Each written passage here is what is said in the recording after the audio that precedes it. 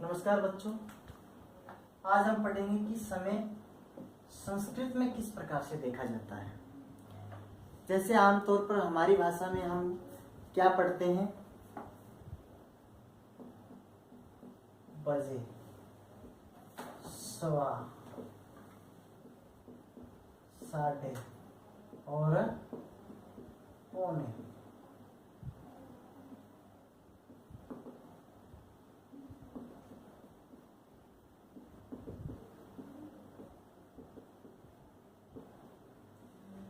यानी 7 बजे, सवा 7 बजे, 7:30 बजे और पौने 8 बजे। शब्दावली पे बेटा एक बार ध्यान देना अच्छे से। 7 बजे, सवा 7 बजे, 7:30 बजे और पौने 8 बजे। यहाँ मैंने क्या है, बजे बाद में बोला है और 7 पहले बोला है।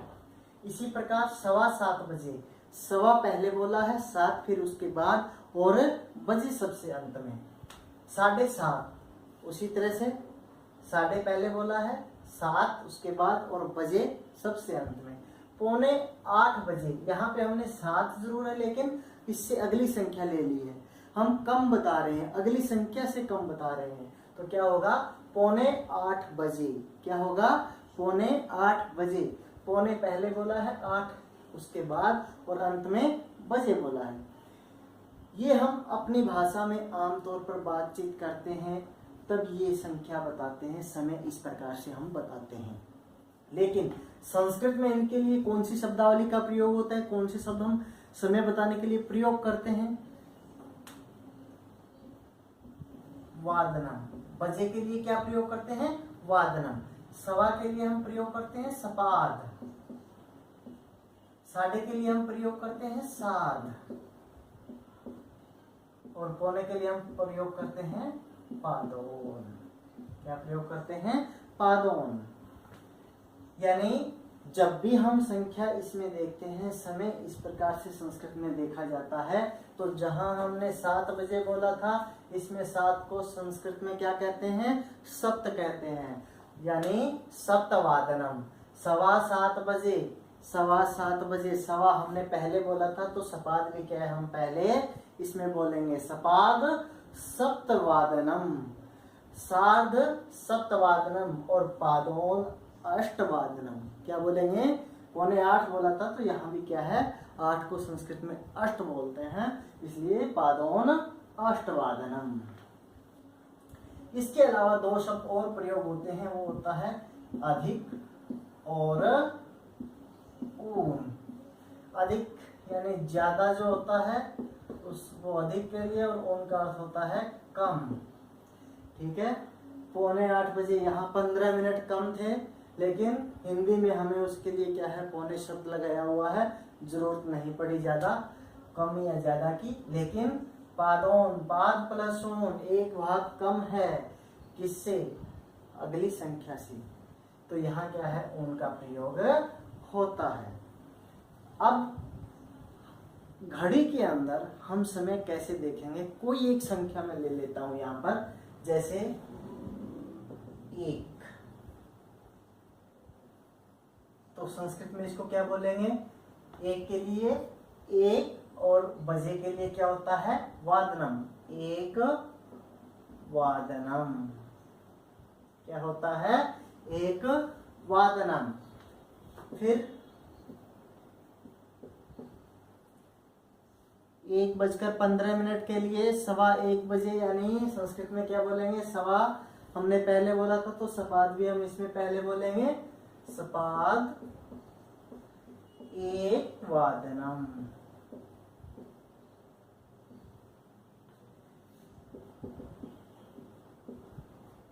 सार्ध 1 वादनम।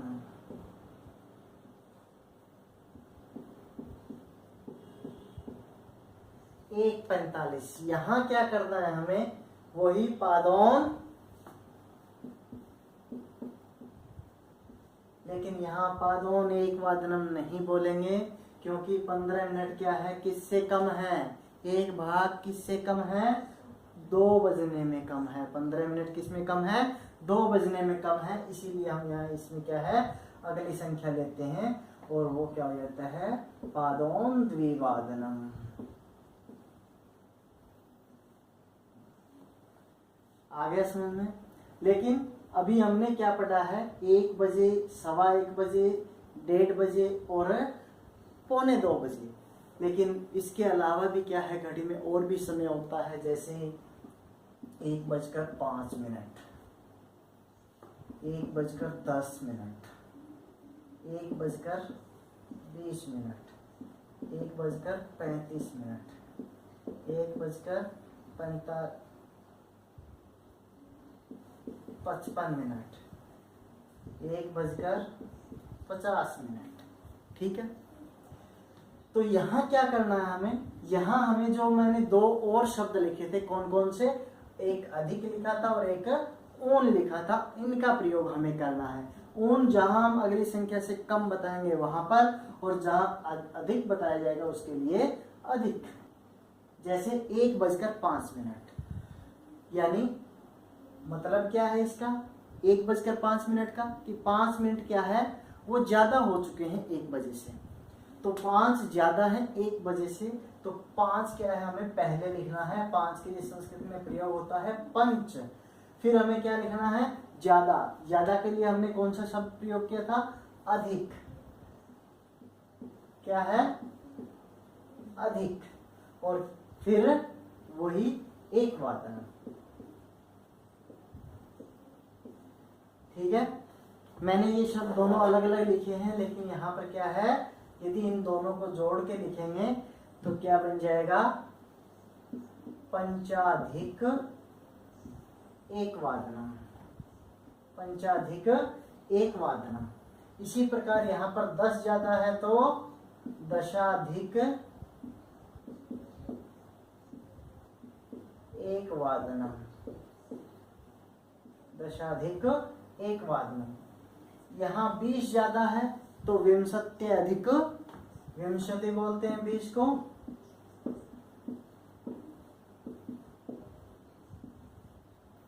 एक वादना। यहाँ 25 होता तो पंचविंशत्यधिक 1:15, 1:35। यहाँ इसको हम ऊपर भी 2 प्रकार से लिख सकते थे, पंचत्रिंशत्यधिक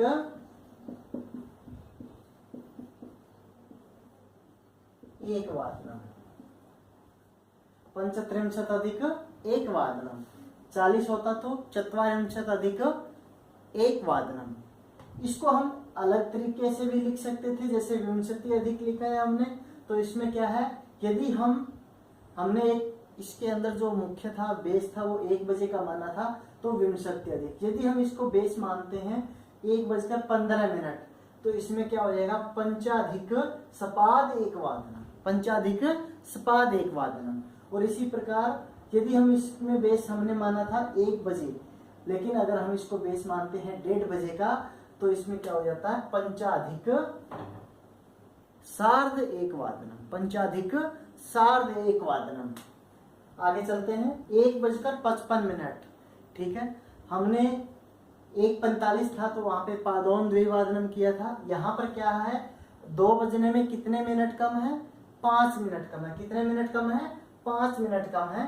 तो 5 मिनट कम है, 5 के लिए पंच, कम के लिए ऊन, और कितने बजने में 2 बजने में द्विवादनम। कितने बजने में 2 बजने में द्विवादनम। यदि हम इसको मिला करके लिखेंगे, जैसे अभी क्या है मैंने अलग अलग लिखा था तो इसमें पंच ऊन द्विवादनम लिखा है, लेकिन यदि हम इसको मिला के लिखेंगे तो पंचोन द्विवादनम। 10 कम है तो 10 ऊन यानी दसोन द्विवादनम। आ गया समझ में। इसी प्रकार से आपको किसी और संख्या का उदाहरण लेना है, किसी और संख्या का। आप जैसे 3 बजे का उदाहरण लेते हैं तो पहले उसके 4 हिस्से बनाइए, उनके आगे समय लिखिए, फिर उनके अधिक जो मिनट हैं वो मिनट आप लिख करके और उसका आपको अभ्यास करना है।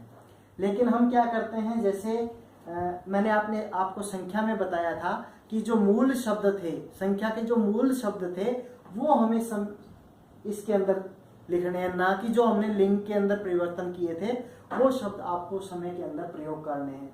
वो मूल शब्द मैंने आपको लिखवाए थे, वो कौन से थे? जैसे एक, द्वि, त्रि, चतुर, पंच, षट, सप्त, अष्ट, नव और 10। 1 बजे के लिए एकवादनम, द्विवादनम, त्रिवादनम, चतुर्वादनम, पंचवादनम, षटवादनम, सप्तवादनम, अष्टवादनम, नववादनम, 10वादनम, एकादशवादनम और 12वादनम। ये हमें क्या है, समय दर्शन के अंदर संख्याओं का इस प्रकार से प्रयोग करना है। जब हम इसको स्वतंत्र रूप से लिखते हैं 1 बजे को, तो क्या है, 1 बजे ही लिखा जाता है। यदि हम इसको वाक्य में प्रयोग करते हैं तो वो क्या लिखते हैं, वादने। अगर स्वतंत्र रूप से क्या लिखा जाता है, वादनम, और वाक्य में प्रयोग करेंगे तो क्या लिखा जाएगा, वादने। जैसे मैं लिखता हूं पंचवादनम, ये क्या है, स्वतंत्र रूप से है। लेकिन इसी शब्द को हम वाक्य में प्रयोग करेंगे तो जैसे राम है, प्रातः है, पंच वादने उत्तिष्ठति। क्या है, पंचवादने। क्या है, पंचवादने। यहाँ हमने स्वतंत्र रूप में क्या किया था, पंचवादनम का प्रयोग किया था, लेकिन वही शब्द अगर वाक्य के अंदर प्रयुक्त होता है तो उसको हम लिखेंगे पंचवादने।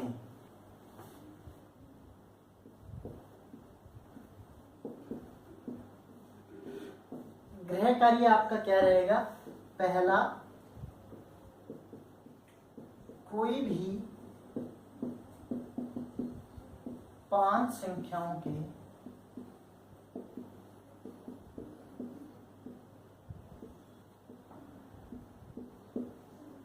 समय का अभ्यास करना है।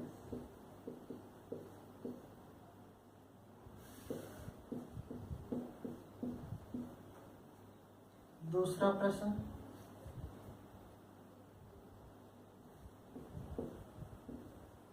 समय अनुसार 10 वाक्य बनाओ। उम्मीद करता हूँ बच्चों समय दर्शन आपको समझ में आ गया होगा। अगली क्लास में फिर से मिलेंगे एक नए टॉपिक के साथ में। धन्यवाद।